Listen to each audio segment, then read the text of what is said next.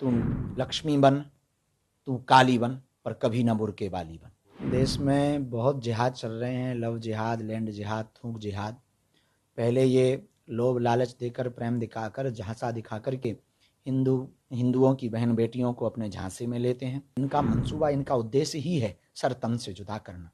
हमारी यही चिंता है कि आने वाले हिंदुओं की बेटियों का क्या होगा। देश में बहुत जिहाद चल रहे हैं, लव जिहाद, लैंड जिहाद, थूक जिहाद।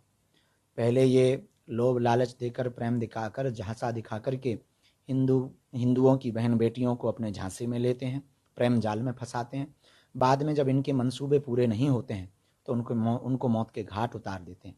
और ऐसे हजारों परिवार इस देश के उजड़ गए, हजारों बेटियों का सर तन कट गया है। और इनका मंसूबा, इनका उद्देश्य ही है सर तन से जुदा करना। हमारी यही चिंता है कि आने वाले हिंदुओं की बेटियों का क्या होगा, आने वाले बच्चों का क्या होगा।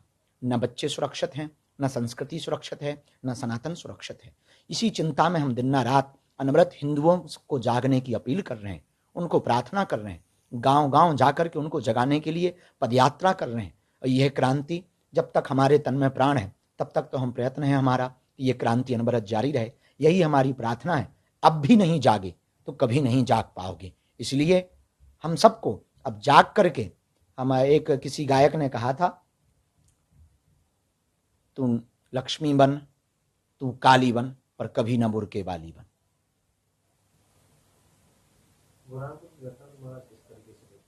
सोची समझी साजिश है, प्रायोजित है।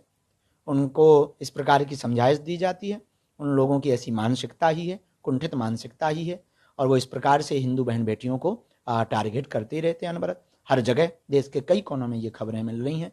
और मध्य प्रदेश भारत का हृदय कहा जाता है, और भारत के हृदय में अब ये घटना होना निश्चित रूप से हिंदुओं के लिए ये दाग है। और हिंदुओं को विचार करना चाहिए, और अब नहीं विचार कर पाए तो कभी नहीं कर पाएंगे फिर।